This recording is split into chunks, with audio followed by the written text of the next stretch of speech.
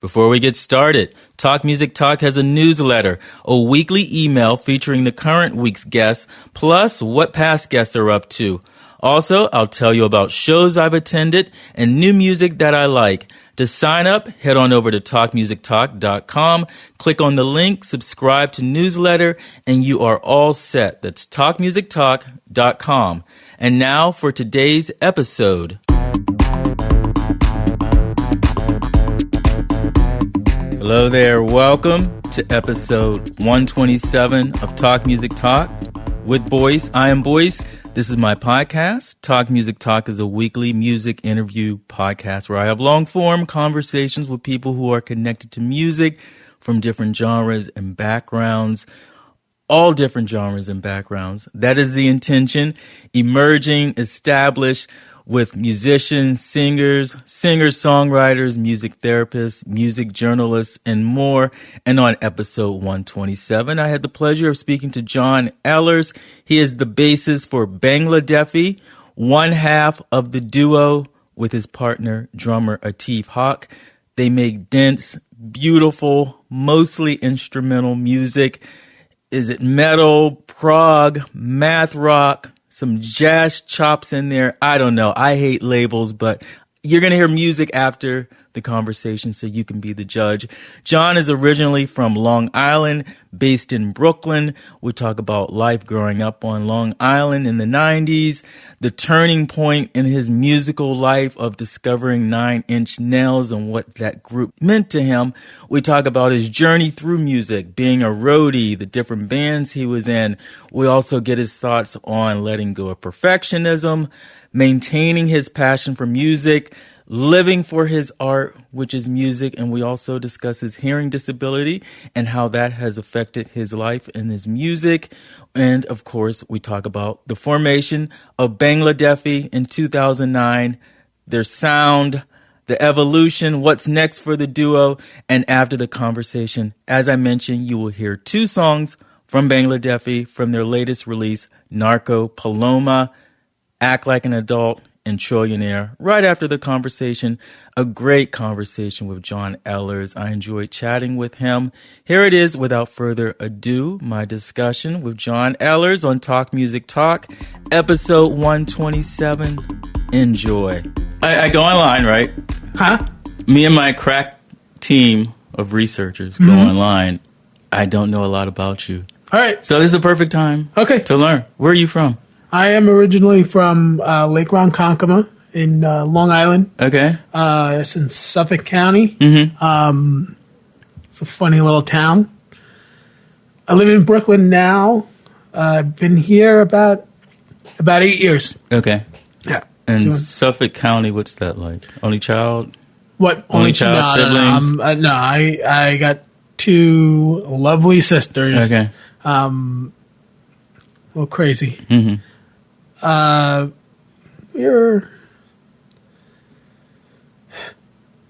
Ronkonkoma is a swampy little place, so I spent a lot of time outdoors. Mm-hmm. You know, I grew up right on the brink of the technology era, so I was outdoors a lot, which was great. My heart goes out to kids that don't have the same ability to do that, so they're stuck inside, or they just don't know the difference, and they'll go cause trouble in the streets. You know, I caused trouble too, but I was outside. But I had a good core. Yeah. What was outdoorsy stuff that you were doing? Catching or shooting stuff? Or no, I didn't shoot stuff. Okay. I did no. Okay, all right. Let me clarify. I did have a BB gun. I did shoot a couple of glass bottles without cleaning it up because I was reckless like that. John, no. No. Don't tell my mom. She doesn't know yet. No, I used to. If I shot anything, I would shoot a milk jug filled with hot water in the winter. So when you shoot it, it looks like it's smoking. Oh, okay. Yeah, but it has to be in the winter for it to work. No, I used to go catching little critters, whatever was around, because we had a big lake in the town, so I took advantage of that. And I'm sure I alienated myself to some degree. Yeah. At one point, when all I wanted to do was go down to the pond or listen to music that no one was listening to. Because back in the 90s, all the kids were into, like Tupac, cool kid music. Yeah. I was into like 9 Inch Nails and crazy stuff like that. Yeah. And, like this, like early on, like 4th, 5th grade, and I lost a lot of friends. Yeah. So that's Ronkonkoma. 9 Inch Nails wasn't cool in your it was cool your area. if you were wearing fishnets and stuff, which I eventually did in high school.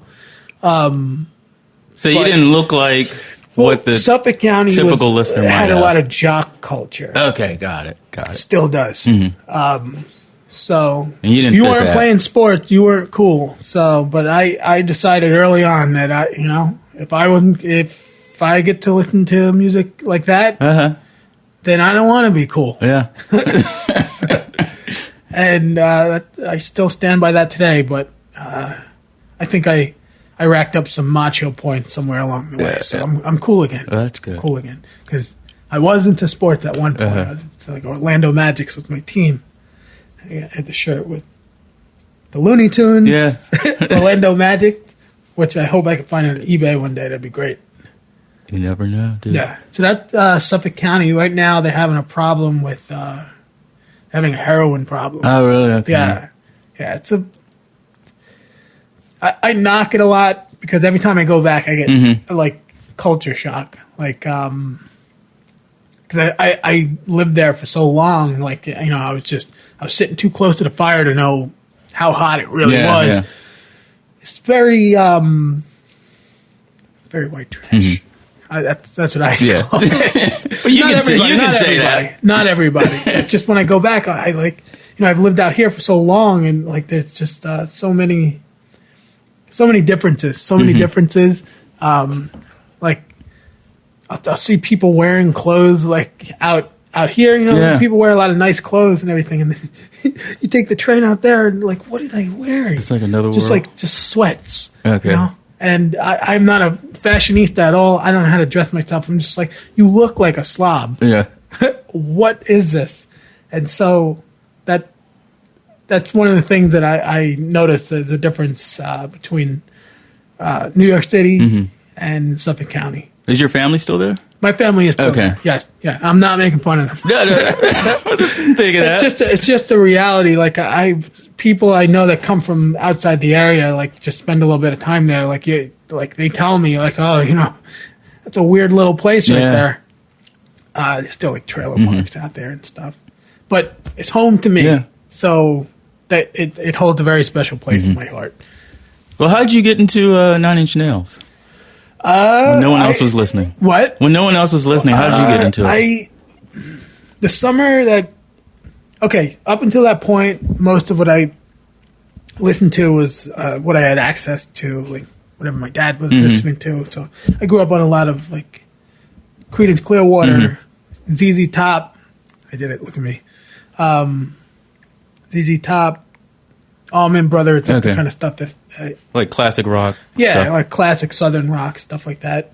And then, there was Snoop Dogg was out at the time, and that was cool. I liked that.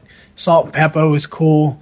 Although, like, looking back and how provocative their lyrics were, I'm just like, oh, man, I was singing those lyrics when I was a little kid. Didn't know. Like, probably turning a lot of heads.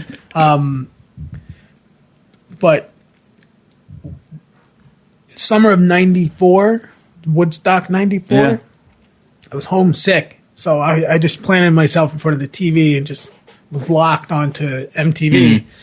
And they were doing blocks of videos of, I'm sure you remember, how they used to do that. Yeah. And they were doing a particular block on the band 9 Inch Nails. Yeah, I forgot about blocks. What? I forgot about blocks. Yeah, I think it might have been... Like 3 or 4 songs? Or it might have been Kennedy or Matt Pinfield. They're like, oh, yeah, 9 Inch Nails. It's like, oh, that's a cool name. I'm about 10 years old. I'm 10 years old at this time. And, so I'm like approaching my teen years. I was into horror movies. Yeah. I liked horror movies. This video for this weird song came on, Closer, by 9 Inch Nails, which I'm sure you've seen it, right? It's freaky. And I was just like, everything about it just spoke to me. I thought it was the strangest thing. Like the music, I just didn't understand. I'd never heard noises like that before. And Trent Reznor just looked so cool. Yeah. And that's pretty much where it started. And I had not been playing, had not been seriously playing any instrument at that point. I played a little upright bass and trombone in elementary school, but I wasn't crazy about it. Saw a 9 Inch Nails video. I asked my dad, like, how do you get those noises? He goes, oh, that's a synthesizer. I said, can I get one? He said, no, you can't. You can get your grandma's piano, though. Okay. And so then we got my grandma's piano, and I learned that was like the root of like what I know now. Like I started on piano. Did you have lessons or just? I did take lessons. I did take lessons. I was thinking about this the other day because I was like, oh, if it comes up in an interview, it'd be interesting to talk about. I did take piano lessons, but I was writing my own. All I wanted to do was write my own. Okay. I didn't care so much about learning other stuff, so I wanted to learn very particular songs. And he's like, well, you got to learn your do, re, mi, fa, sol, la, ti, dos, you know? And I was like, I don't want to learn that. And eventually, my piano teacher dropped me. He dropped me.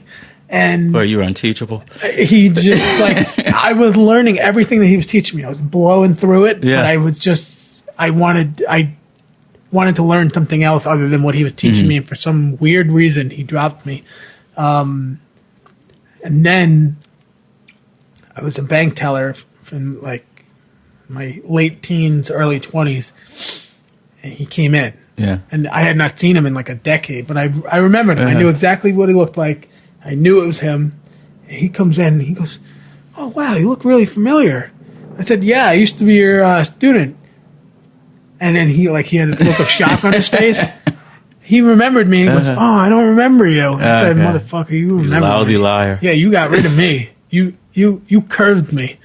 So I was like, oh, well, that's a shame. Yeah, and I remember I said something before he walked away, like, yeah, he dropped me. And he just kind of walked out in shame. Because there was no reason for me to do that. I was a fickle kid, but I was learning. I knew how to play. I was picking it up really quick. And then from there, I took various music lessons for years. Just a little bit of guitar, a little bit of this, a little bit of that. But bass is what I'm mostly known for now, and that's almost all self-taught. Okay, like that. Just I applied a lot of knowledge to that. I apply some my piano knowledge, fretboard knowledge, and drum rudiment knowledge, which is. Like, I think what makes the Bangladeafy sound very interesting. I learn what my drummer is doing, and I apply it to the bass, to the fretboard, and I'll do exactly what he's doing in some parts. I mean, the sound has changed a little bit, but not many people would know at this point because that stuff's not recorded yet. Yeah. How do you transpose all those other instruments onto the one instrument? Like, how did you figure that out for yourself? When I first picked up bass, I was trying to imitate synthesizer sound. Okay. That's what I was trying to do. Because synthesizers can do so many crazy things, and I was just like, I don't want to have a keyboard in front of me and a bass in front of me. It's just too much to hook up. But I do that now. But when I first started playing, I was like, let me see how can I imitate other instruments on a 4-string bass, and I just started slapping around until something stuck, and it just became like what I'm comfortable with today.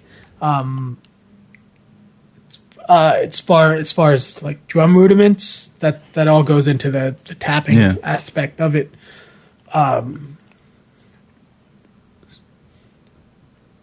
So. I also used to play drums for a punk band in high school, so I play all sorts of I just put everything I knew into one instrument. Okay. Yeah.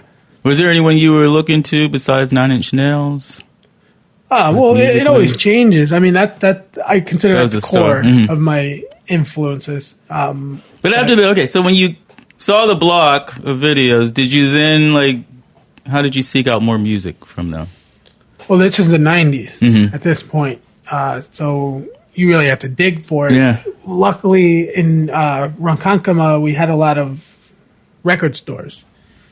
And in the 90s, record stores, they would have demo cassettes. Just a little bit of everything. Yeah. And I used to just snatch those up. I think it was particularly there was one that they called Concrete Corner. And there's so much stuff on there. It was metal, what they called alternative. And then I kind of hate that phrase, but that's what they called it in the 90s. Industrial metal, which was big back then, industrial rock. And that was where I got most of my stuff from the cassettes. And sneaking out of my room late at night to watch the after hours MTV stuff. Yeah. I think there was a show called Super Rock. Okay. Might have been a Matt Pinfield show. I think so. Yeah. I remember the logo of the show.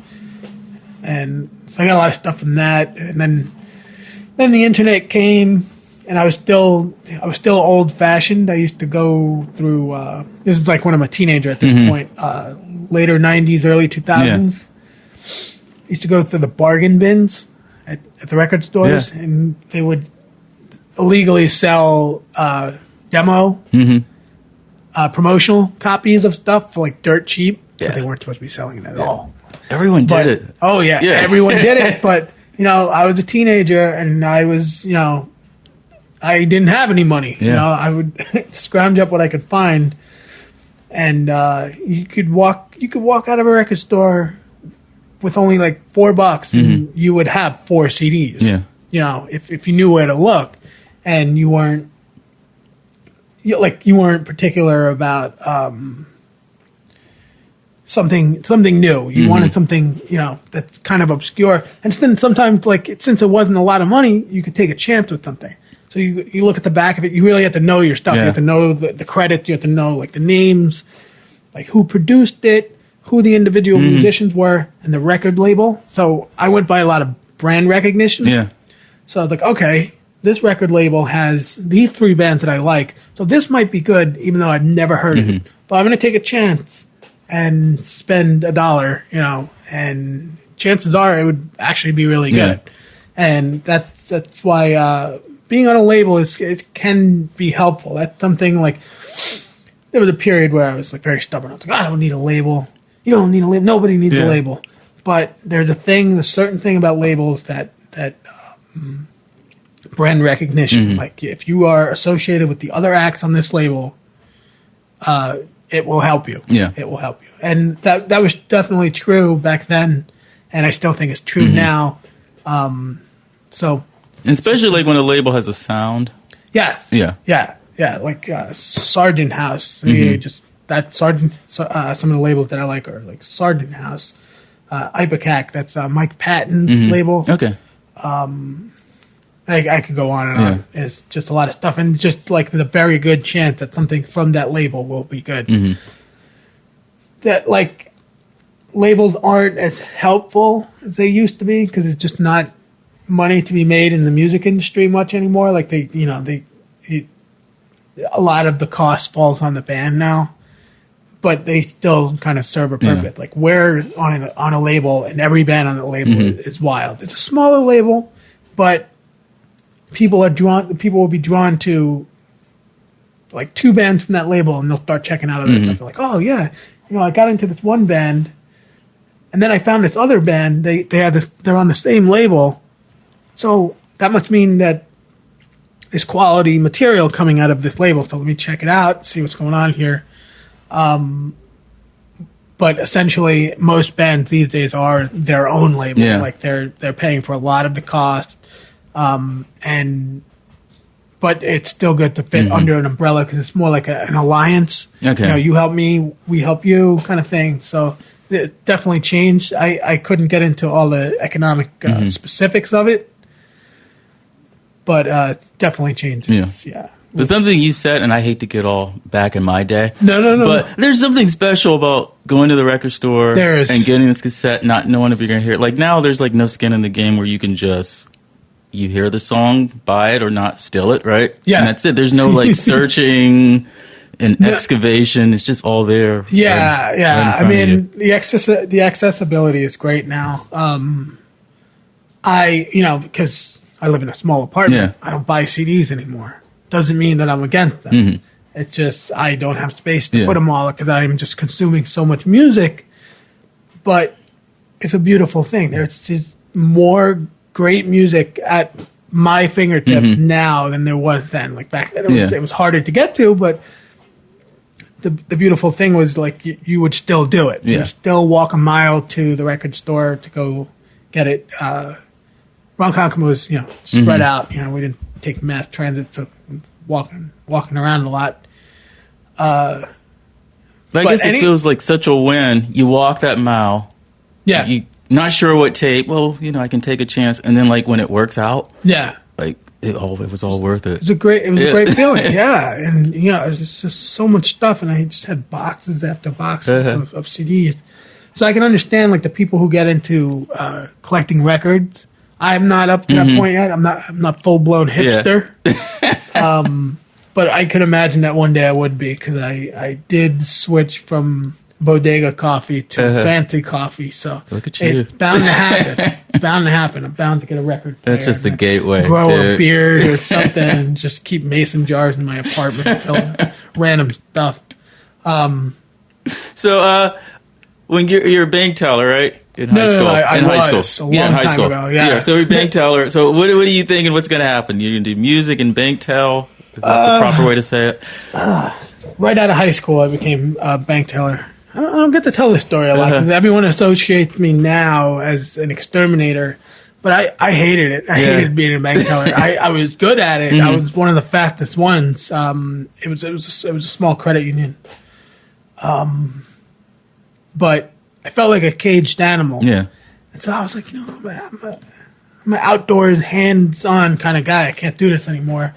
So I kind of bounced around, but my main goal was music. I didn't take it seriously. Like they were basically offering me like scholarships to go to school for banking because I was good at it. I was very personable. And I basically said to them, I'm not doing this forever. And they're like, John, you shouldn't say that to your manager. I don't care. Yeah. It's the truth. I'm here for now, but I can't do this for the rest of my life. You got to be kidding me. And so I was always pursuing music. And then right before I quit, I started roadieing. I was working less hours at the bank. I was roadieing for a band that was out here called Outer National. I don't know if you heard of them. No, I haven't. And I just met a lot of people, and I kind of got. I used to drive all the way out here from Long Island, and it was like a 2-hour, 3-hour ride, depending on traffic.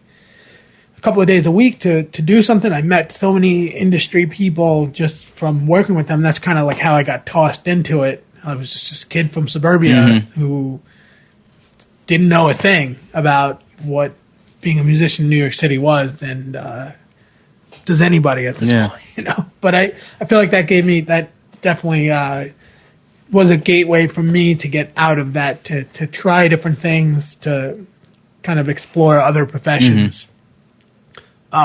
Since banking wasn't going to be my future. No, I mean, I could have stayed there. I'd be making a lot of money right now. I could have moved up, but it just, I wouldn't be truthful to myself. Yeah. So I'd rather be poor, but making music around great people. Yeah. And that's the experience I've had in New York City so far. Yeah. So were you making your own music, writing stuff at this point? I'm always writing my own music. Yeah. Even like once you left the banking. Oh yeah. I've been writing my own music since very young. Like I said, like I wanted to write like for piano lessons. Yeah. I kept showing him like new music that I wrote, and I still have tapes of it. Yeah. It was pretty good. Like the rhythm was there, the melody was there. I understood like the notes. And you're singing? No, I didn't sing. Yes, I did, but not so much on the piano stuff. I did get a bunch of neighborhood kids together, and we pressed record and play at the same time with a tape recorder in my basement. And this is back in elementary school. I was writing stuff since I was 10 years old. It wasn't all good, you know. Like when I tell people that, they're like, "Oh wow, you've been doing it for so long." I said it was crappy music for a while. You know, it took a while before it came into my own. But in elementary school, it was an old weightlifting set in the basement. So we put popcorn tins on the ends. Yeah. And then we used that as the drum set. Okay. You know, like you get for Christmas, and you kind of just throw it out like it's garbage. We used to use those as the drums. My dad had a guitar, electric guitar, a toy keyboard, and stuff. And since I was a little bit older than the other kids, like I was the bad influence. I was like, guys, we got to listen to 9 Inch Nails. And like they don't know anything about the woes of Trent Reznor. Yeah. Like they don't have those kind of problems. But we would write these lyrics that were really demented, like talking about inner torment. But we were 10 years old, so it was kind of ridiculous. But it was a good start. Yeah. I felt like it was a good start for me, like to exercise that creativity. Because once I got to my teen years, then you start to feel the growing pains of emotional interactions with other people. You have real stuff to write and then about. You really start to suffer. You really start to suffer. And I recorded that stuff too. I put that stuff online on SoundCloud recently. Just the old like stuff? synth, like kind of like synth, sort of like Depeche Mode meets 9 Inch Nails kind of stuff. That I wrote in like 2000, and I put it up recently. And I guess I put just the right kind of tags on it, and like people were flocking to it. I was really impressed. I was like, I've been so far removed from that, but people like it. Yeah. And I thought that was pretty cool. And the internet's an amazing thing. Yeah. So Did you feel comfortable or a little uncomfortable putting stuff from that far back online? Why did you do it? There's a lot of singing. I used to sing a lot better than I can now. Yeah. But it still wasn't that good. But it was okay. I sounded like Billy Corgan meets Trent Reznor. That's what okay. And then sometimes I did a Marilyn Manson thing, like kind of like a creepy voice. I used to do that because I was young. I was into that stuff. So I was just like, you know what? This is half my lifetime ago. Why should I be embarrassed? That represents me when I was younger. No one's probably going to connect this to Bangladeafy anyway. Yeah. So I wasn't embarrassed. I wasn't embarrassed. But when I was a teenager, I was kind of very limited to who I would show it to. I would show it to them and see what their response was. I'd be like, oh, I found this band. Check this out. Because I was insecure, you know? Yeah. And they're like, oh, wow, it's really good. And I said, that's me. And they would be like, no way. Yeah, you can't sing like that. Like, yes, I can. I can't sing like that now, but I used to. Once upon a time. Yeah. I used to go to the mall with a tape player. Yeah. And I used to show it to people. I was a mall rat. Because we had a big mall out there on Long Island. I had to show it to people. Back at that time, like industrial was still a thing. Yeah. You had like Ministry. You had 9 Inch Nails, Dabbing Westward. Front 242. Front 242. KMFDM. Yeah. A lot of those bands are still around now, but it was they had a moment bigger then. Yeah. And then it kind of crossed over into the early 2000s with like Linkin Park was like kind of like a poppy with poppy metal with the electronic. I wasn't into it, but I thought it was cool. Like it was still around, but not around so much anymore. It's around in a different way, and I could spot it. I feel like I could identify it quicker than someone else could. Like someone would be like, "Oh, this is a metal band with like some electronic noises." I said, "That's an industrial influence." You know, that guy listened to like Ministry when he was growing up. So I still like to spot it every now and again. I apply it to some Bangladeafy stuff now. All that knowledge that I picked up just through trial and error when I was coming up. So beginning before we get to Bangladeafy, what did you have any like bands before that? Oh, I had a lot of bands. Yeah. What was like a significant band for you? From the late 90s into the mid 2000s, I was in a band called Deserted Followers, and I played guitar in that band, and it was started off as very spacey, angsty kind of rock, and then it became like a real wild fusion, like Mars Volta kind of thing, with a lot of like improv solos, just off the walls kind of stuff. Bored kids from suburban Long Island just trying to be as weird as possible. And that band kind of had a thing going, and then just fell apart out of nowhere. And for like a good almost 2 years, I was just like, my identity had changed. I didn't really know what to do. So I was roadieing for that band that I told you about earlier, International.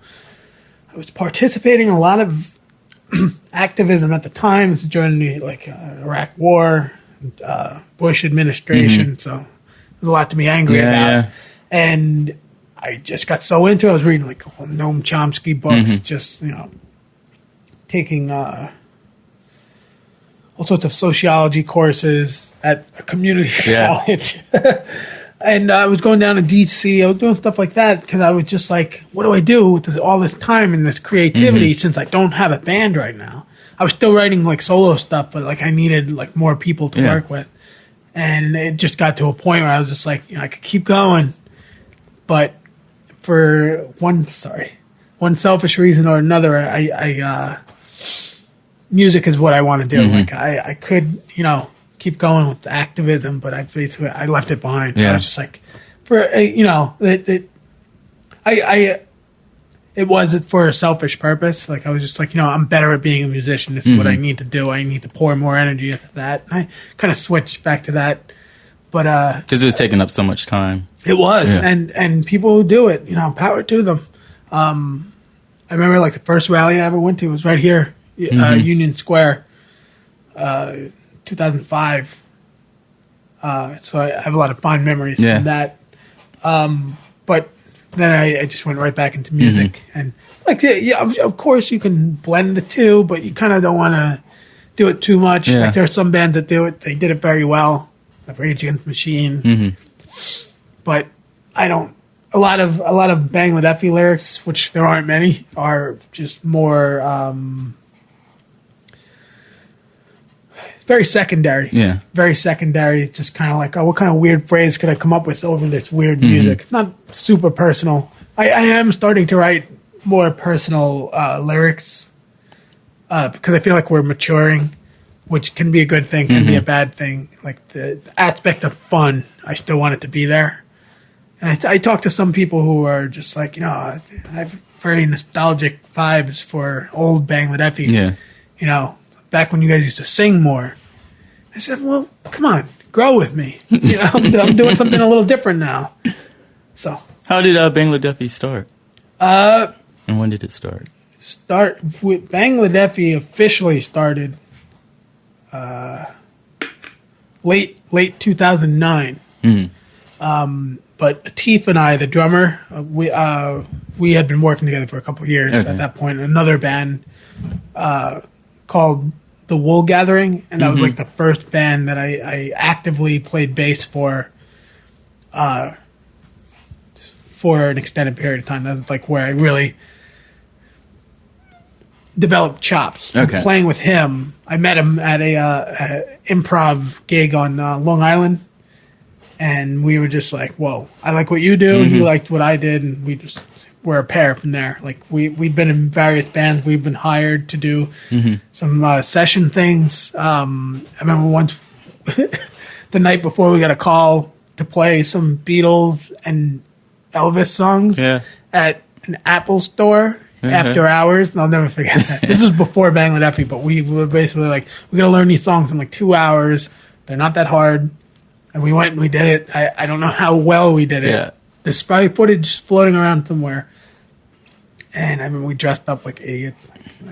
wearing like a fedora and sunglasses, because it was for somebody else. I think we got some money for that. I can't remember, because when you're starting out, you'll do shit for free. You'll do shit for free. And like I'm at a point now where I'm like, I wish I could, but I can't. But then sometimes you still do because you like it so much. But then it's like some serious session guys that really don't have a lot of time to hone their own creativity, and you know, it's kind of sad. Yeah, you kind of lose because that. they're just like just trying to keep their head above water, just learning all this stuff. I hope to never be that guy. I've been lucky enough in recent times to get gigs based specifically on something I had done. Like I was recognized for doing this particular thing. Can you do that for me? Okay. Rather than, oh, we're doing an R&B song. You're a bass player. Can you play us an R&B? I could, but that's not my comfort zone. Yeah. I'll be stepping out of my comfort zone. I don't want to do it. But I'm not a hustler like that. Yeah. You know? So I mean, I do have a day job, unfortunately. Things don't always work out the way the way you want them to, and you know, we're in tougher times right now, and I don't have wealthy parents like some people do. Yeah. You know, I'm. That's one thing about living out here in the city. Like you're just like wondering how the hell all these bands like get all the time off, like to go just tour, and you know they're not making any money, and how they're able to maintain like how they're able to maintain their lives and stuff. And then you're like, oh yeah, it's got wealthy parents. Okay. It takes care of them.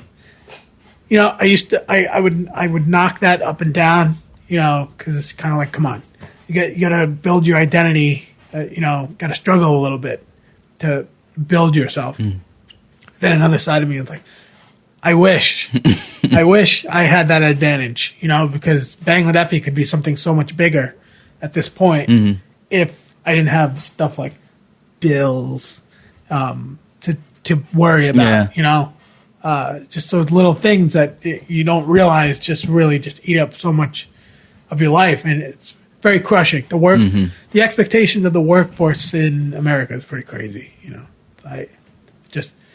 That's why I'm back in school. I'm trying to get into a career that gives me more time off to... What are you back in school for?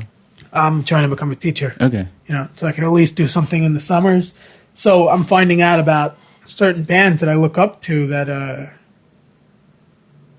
they have they're teachers. Yeah. They basically take the time off to, you know, they're basically it's their nest egg. You know, but I in my mind, I know that music is number one. Yeah. Number one. And I've been a musician for so long at this point, I can't just stop. You know, my identity would change. Yeah. Like people would be like, what happened to you? Who are you? That would never be me. Yeah. Yeah. So what was the impetus going back for Bangladeafy? The what? For Bangladeafy, the impetus behind starting it. Behind starting it? Yeah.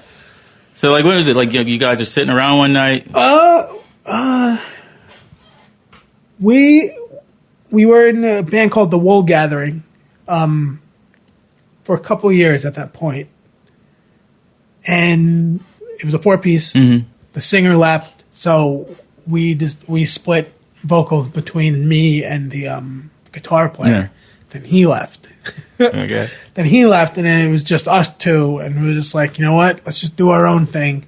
But I was like, I want to get like a horn section or something. No more guitar players, no more singers who think that they're above it all, you know.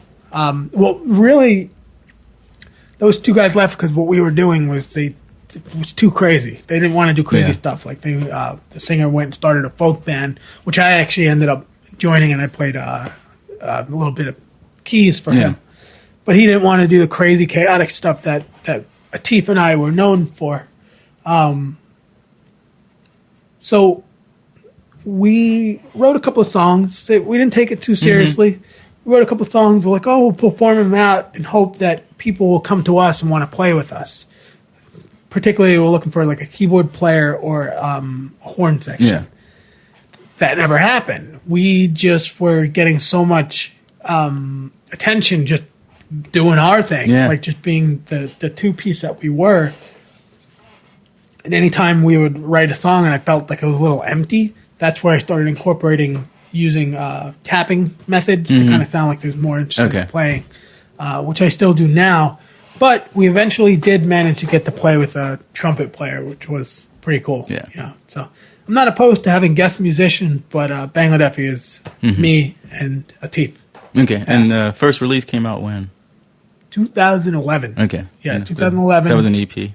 That was actually, it's a 10-song album, so That's full. that was like our first full album, but I consider it our demo album. I don't really like to push that one too much because I feel like I didn't record it the way I wanted to, but there's a lot of demand for it. I took it down. I took it down on like iTunes, Bandcamp, Spotify.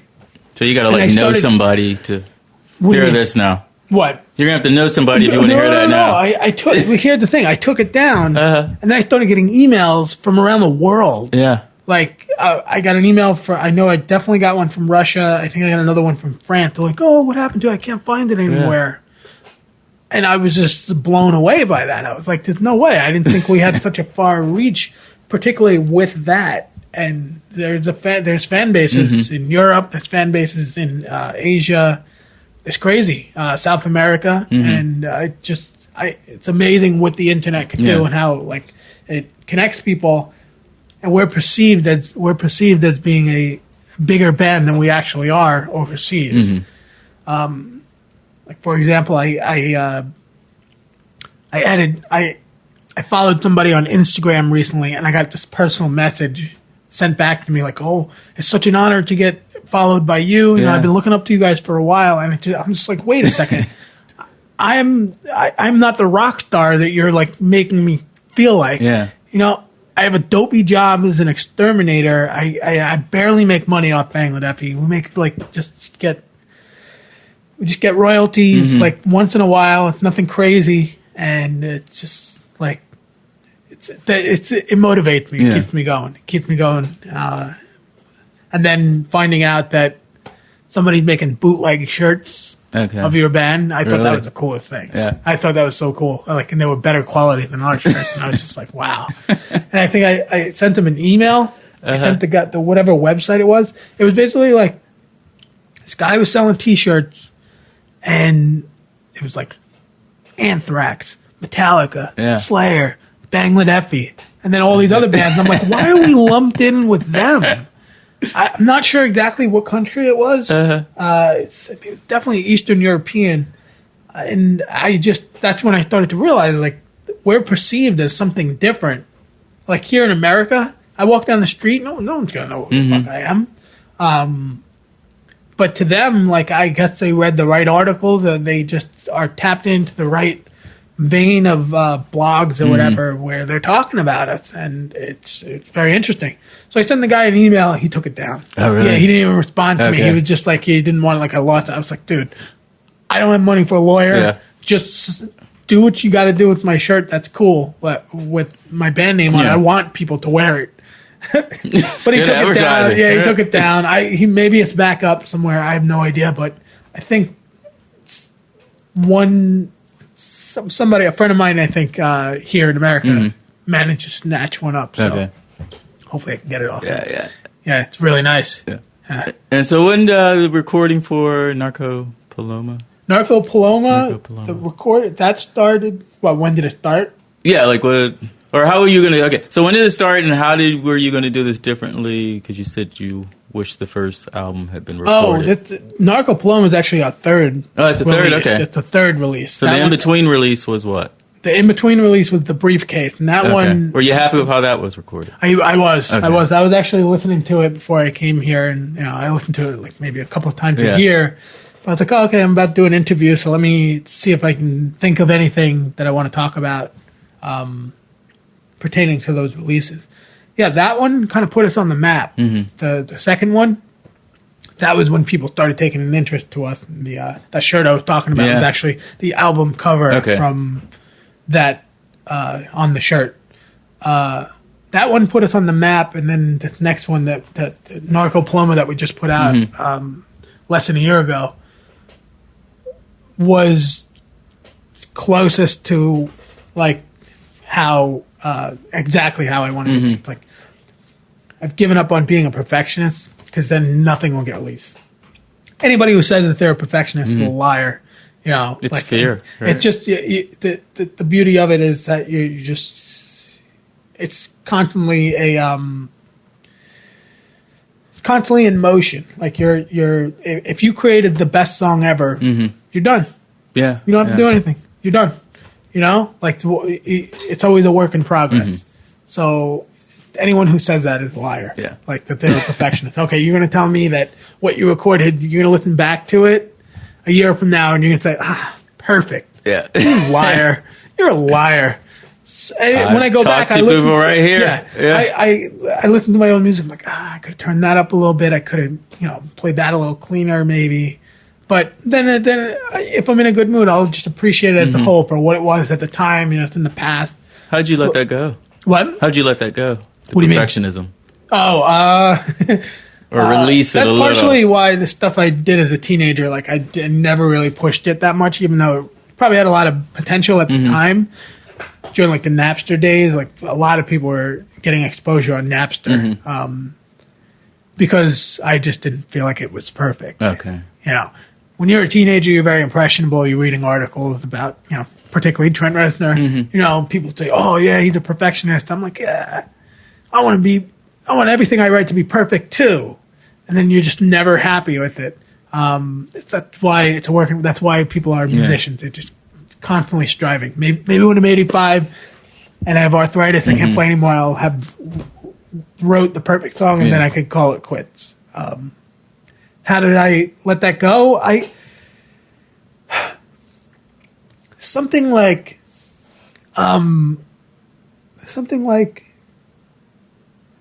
recognizing the song that you wrote will have a different identity once it's on the tape. Like it's not going to be exactly how you perceive it now. You're going to make it something different in the studio. There's a different experience between live and studio. So that's kind of how I narrow it down in my head. But I'm not lazy though. I won't just record something and go, oh, it's not going to be perfect, so we'll just send it out there. I try to like your best at the time. I try to put on the finishing touches as best as I can, which I think is important. To put a lot of effort into that.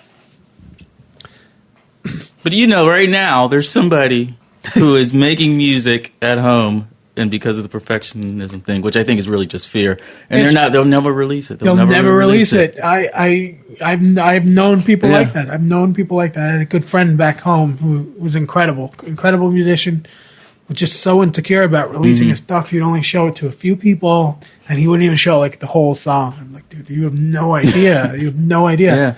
Like the way you perceive it is not how others perceive it. Like you're enjoying something. You don't know all the little issues that you have with it. You're hearing it a completely different way. Like the same thing like musicians that just play incredible. They walk off stage, they say, I played like shit. Like, how would I know? I don't know the song. I don't know. It's your song. How would I know it sounded like garbage? Unless it's like blatantly obvious. Like, whoa, that went off the rails there. But chances are you played fine. No one's inside your head, so you don't have to worry about that. You got to get to a point where you let go of that. Yeah, you let go of it. You don't make a face. You missed the note, or you didn't play it the way you wanted to. Nobody's perfect. Not everyone's a machine. Yeah.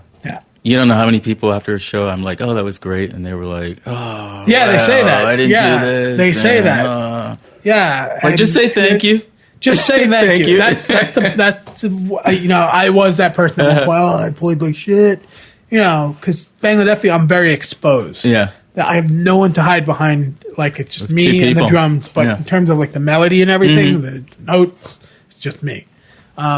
So you have to be very bold to do something like that. And so you're also gonna have your mistakes. Yeah. You just gotta let it go. Yeah. Let it go. Don't bring attention to it. Don't stop in the middle of the song and start over again. That could be really bad. Keep the show going. Yeah. Just keep it Keep the party going.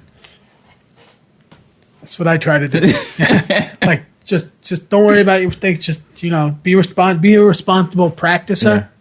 Yeah. Do your homework, and you just get to a point where it doesn't matter if you practice more. It's just going to turn out the way it's going to turn out. You have no control over it. Yeah. And that's something that Atif and I talk about a lot. Like, it's just like you reach that point where you practice it so many times, but something could still go wrong. Yeah. It's not live. Yeah. It's not live. Yeah. So a lot in the interviews and press and stuff on you is about the name of the band. Yes. So you like the shorthand version. Real quick? Yeah. It's because I want to get to something else. Yeah. It's like a play on word of drummer. He's Bangladeshi, of Bangladesh origin. He's actually in Bangladesh right now. Maybe he's going to come back with henna on his hands. I was teasing him about that. And then there's me. I have a hearing disability, and the exaggeration is deaf. But I'm not deaf, obviously. I've been reading your lips the whole time. Okay. So it's Bangladeafy is what he came up with the name. He came up with the name. We were on a beer pong team in suburban Long Island. Just a bunch of kids up to no good, just hanging out at a party, and we need a name for our team. And he goes, Bangladeafy. I said, that's perfect. And that was just like how we branded ourselves after that. Yeah, that's how the name came up. Yeah. So how did you get the hearing? Oh, I was born with it. Okay, you're born. Okay. I have a hearing disorder. What does it look like? What? What does that look like? I don't know the specifics. It's hard to describe. It's called a sensorineural hearing loss. My two sisters have it as well. Okay. So something happened. Not sure specifically. Your parents have it? No. Okay. No. I recently found out that where I grew up, we grew up next to these power lines, and a lot of kids born on that block were born with all sorts of problems. Like a kid up the road who had brain surgery at 1 year old. There was just a couple of kids with learning disorders all along the strip, along these power lines. So it's kind of an externality of where we lived. It might have had something to do with our biology growing up. So, and what does it look like? Like, how much can you hear? Or? Volume is low. I have to wear hearing aids. The frequencies, I'm missing a lot of higher frequencies. If I were to take them out, sort of like S sounds, whispering, I can't hear it. Okay. That's the best way to describe it. So I kind of speak with a speech impediment a little bit because I just can't hear those sounds. I did go for speech therapy when I was growing up, so I could sound a lot worse. But, just working on it. I went through a stubborn phase as a teenager where I didn't wear hearing aids. I was failing in school and everything, but I wanted to be cool. I wanted to be like Trent Reznor. He didn't wear Trent hearing Reznor didn't wear hearing aids. But Morrissey did. I don't know if Morrissey was cool at the time, but he worked for Effect. Wait, he wore? But just as Effect. Really? Yeah. Hearing aids? Yeah. For real? Yeah. I gotta look that up because he's a brooding, depressed guy. It was an affectation, but he I prefer Trent Reznor, but I gotta see that. I didn't know hearing aids was a cool style. Yeah. Why aren't the hipsters doing it? I know. All these hipsters love Morrissey. Yeah. Like a hearing aid and an eye patch. I want to. Yeah. I wore an eye patch for a bit. Really? I got pink eye once for a long time. You didn't clean your eye patch? No. I was probably doing backyard work. Yeah. I don't know. I sticking my head in the toilet bowl. Who knows? I was just a bunch of Long Island kids up to no good. And it just wouldn't go away. It wouldn't go away. And I'm wearing an eye patch because I had to basically keep it closed, but I looked brutal. What happened to you? You should see what happened to the other guy. So your rebellion phase of not wearing the hearing aid. Mm-hmm. Like, how'd that work out for you? Didn't work out too good. My speech suffered a lot. Yeah. Because I couldn't hear things properly. Like, I can still hear without them, just not as well. Definitely not as well. So I'm missing out a lot of conversations, certain ways that things are pronounced. So that went on for a while. And then even in recent years, I was so poor, I broke one hearing aid. Yeah. And, just missing half of what you're supposed to hear was even a problem. In my speech in my 20s, it's embarrassing. Yeah. But I couldn't do anything about it. I had no money. Like I was saying, it's a struggle. It's just a struggle living out in the city or just trying to be known for your art. You're just trying to keep your head above water. And I was just like, you know what? Music first. That hearing aid can wait. Yeah, that hearing aid can wait. And it took me a couple of years before I was finally wearing two again. It took close to 5 years, I think. Yeah, really? 5 years. I was wearing one hearing aid for 5 years. Okay. And had effects that you wouldn't expect. So, like what? Yeah. What? Effects like what? Like just missing a lot of stuff. You're missing a lot of speech. Some people might get offended, like if they're talking to you and they think you're ignoring them. Yeah, people like on the street, like, "Hey, buddy, I'm talking to you." Yeah. Like, dude, I didn't fucking hear you. Like I'm not ignoring the wrong you. Ear. Yeah. You see them all fucked up in the ears here. So calm down. That has happened. I'm trying to think of a specific incident, but you're good now. But I'm good now. Okay. Yeah, I'm good now. I got these a little less than a year ago. So this is all recent, And my speech was probably worse a year ago today. So Cool. yeah, and it's not a lot of hearing disabled musicians. I have met a couple, and it just amazed me. Because I grew up in deaf culture because my two sisters were hearing disabled too, and my parents were like they wanted the best for us. So they're like, oh, let's get them to associate with kids that also have that disorder. But we were just higher functioning, so we kind of gravitated out of that. So my initial impression of anybody who also has a hearing disability is, they're not a musician. Yeah. They're not into music the way that I am. And then I meet people out here, I wear hearing aids too. I'm like, what? No way. Yeah. So it's incredible. Like it's amazing. Even missing frequencies that I'll probably never hear, unless someone crams stem cells in my head. Yeah. I still have a passion for music. Like you could be missing a lot of elements from it, but you'll still just be nuts for it. It's an amazing thing. Excellent, yeah. So, what's next for Bangladeafy? Right now, Atif is recovering. He had a back injury. He's recovering well, and he's transforming his playing style a little bit to adjust to the disorder, which could open up many avenues of creativity. And I'm kind of looking forward to that. Just to hear a different perspective of him, because I'm used to the way he's been playing for so long. He's sending me what he called injury beats. Okay. Yeah. So we work remotely a lot. He still lives out on Long Island. Yeah. So he comes out to me, and we rehearse in Brooklyn. So it's a lot of space between us, but we still make it work. So that he's recovering right now. So like shows. Taking a little break, but we have a lot of material that we're working on. Okay. To be recorded, probably going to be released next year. Cause I want him to be good and ready to go. I think we're playing a festival later this year. I don't know all the details, so I don't want to give up too much. We already ironed out the concept for whatever our next release will be. We used a lot of for the writing process for our most recent batch of material.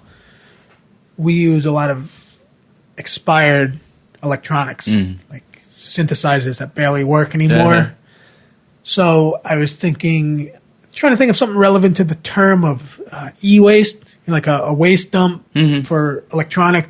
The term is planned obsolescence. Basically, they build devices with a planned expiration date. So basically, can sell you something new. So I was working with that concept. Like a lot of the equipment that I was using was breaking down when we were writing these songs, but I still wanted to stick with it. But now I'm left with a graveyard of broken synthesizers. I'm telling you, like a mountain. Yeah, it's like just stuff that I've collected over the years, secondhand stuff that I had since I was a teenager. And a lot of that was used to write most of these songs, these batch of songs that we're going to put out at some point within the next year. So I started thinking of e-waste. There's a lot of e-waste dumps places, not in America, because, that's how we do things here. So I was thinking of naming it after a town in China called Gayu, or that would be the name of the album. So I'm tossed between that, planned obsolescence, and there's a town in Ghana right now, which I think it's the e-waste capital of the world, called Agbogbloshie. But it's kind of a mouthful. One of those, maybe. And it might be offensive. Okay. I'm kind of capitalizing on their suffering and they're being polluted, so I might not go that route. But you have time to think about it. Yeah, I got time to think about it, but the concept is essentially using expired electronics. It's not deep and personal lyrically because we're mostly instrumental, so we don't need to be. So it's not going to be something about my inner turmoil, and it's nothing like that. So that's where we're at right now. And best place for people to keep up online? The usual spots: Bandcamp, Facebook, Instagram. We're on all of it. Twitter. Got a blog spot too that I need to update more frequently. Okay. We'll put some of that in the show notes. Yeah. Yep. Excellent. Yeah. Did I leave anything out? No. Good. I think we covered everything. This was great. Yeah. Thank you for doing this.